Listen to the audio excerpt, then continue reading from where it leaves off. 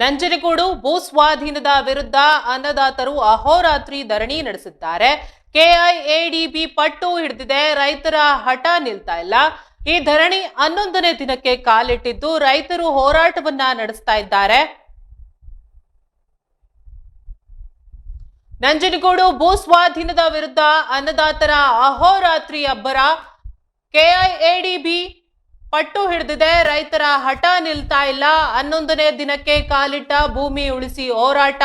ಬೆಂಗಳೂರು ಚಲೋ ಎಚ್ಚರಿಕೆ. ಮುದ್ದಹಳ್ಳಿ ರೈತರ ಜಮೀನು ರಕ್ಷಣೆಗಾಗಿ ಪಾದಯಾತ್ರೆ. ಶಾಸಕರ ವಿರುದ್ಧ ರೈತರ ಆಕ್ರೋಶ. 448 ಎಕರೆ ಭೂಮಿಯ ಮೇಲೆ ಕೆಐಡಿಬಿ ಕಣ್ಣು ಇಟ್ಟಿದೆ. ಜಮೀನು ಬಿಡಲ್ಲ, ಹೋರಾಟನೂ ನಿಲ್ಸಲ್ಲ. ನಂಜನಗೂಡಿನಲ್ಲಿ ರೈತರು ಸಮರ ಸಾರಿದ್ದಾರೆ. ನಂಜನಗೂಡಿನಲ್ಲಿ ಭೂ ಸ್ವಾಧೀನದ ವಿರುದ್ಧ ಅನ್ನದಾತರು ಅಹೋರಾತ್ರಿ ಅಬ್ಬರವನ್ನ ನಡೆಸಿದ್ದಾರೆ, ಧರಣಿ ನಡೆಸ್ತಾ ಇದ್ದಾರೆ. ಕೆಐಎಡಿಬಿ ಪಟ್ಟು ಹಿಡಿದಿದೆ, ರೈತರ ಹಠ ನಿಲ್ತಾ ಇಲ್ಲ. 11ನೇ ದಿನಕ್ಕೆ ಕಾಲಿಟ್ಟಿದೆ ಈ ಹೋರಾಟ.